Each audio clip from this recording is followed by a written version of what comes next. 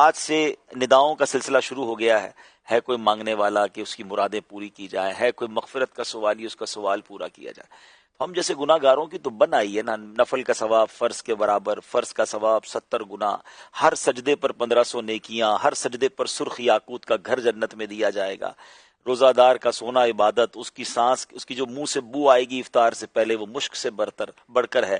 اور افطار کے وقت روزانہ 10 لاکھ گناہ گاروں کی بخشش، یعنی ہر لمحہ ہی برکت بھرا ہے، ہر لمحہ ہی رحمت بھرا ہے.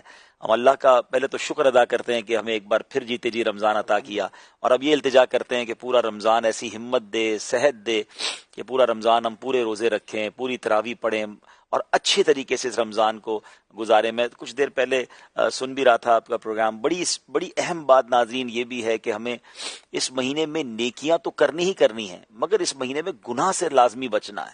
یہ بات بہت ضروری ہے سمجھنا کہ جب کسی چیز کی قدر و منزلت زیادہ ہوتی ہے نا، تو پھر اس کی جس کو کہتے ہیں نا کہ ناقدری بھی وہ بڑی خطرناک مانی جاتی ہے. مثال کے طور پہ اب کوئی شخص روڈ پہ گناہ کرے، گناہ تو گناہ ہے، مگر مسجد کے اندر آ کر کوئی گالی گلوچ کرے یا گناہ کرے تو لوگ کیا کہتے ہیں، یار مسجد میں.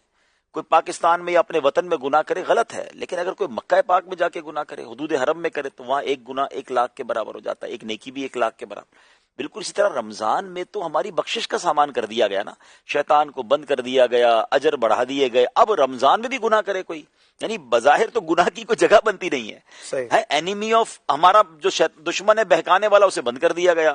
ہر بندہ عبادت کر رہا ہے اور ایسے ماحول میں بھی تم گناہ کر رہے ہو. اب پھر پنشمنٹ بھی بہت زیادہ ہے. روایتوں میں آتا ہے جو ماہ رمضان میں ایک گناہ کرے اس کے 1 سال کے اعمال برباد کر دیے جائیں گے. اب یہ مطلب ایسا لگتا ہے کہ آج رات جو ہے نا بہت کچھ ڈیسائیڈ کرنے کی نائٹ ہے کہ پورا مہینہ عبادت کیسے کرنی ہے اور پورا مہینہ اپنے آپ کو گناہ سے بچانا کیسے. میں تو پرسنلی یہ سمجھتا ہوں اشفاق بھائی، ہمارے لیے زیادہ مشکل یہ ہے.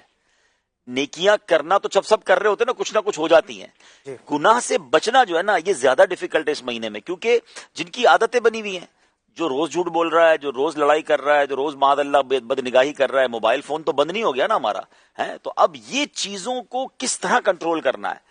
تو میں سن رہا تھا ماشاءاللہ بہت پیاری گفتگو آپ لوگ سب مل کے کر رہے تھے کہ اپنے آپ کو بزی کرنا ہوگا، اپنے آپ کو ایسا شیڈول بنانا ہوگا کہ کہتے ہیں نا گناہ کی جگہ ہی نہ بچے. بری دوستوں سے بچنا ہوگا، بری صحبتوں سے بچنا ہوگا. تو بس اللہ سے یہی دعا ہے کہ یہ رمضان پورا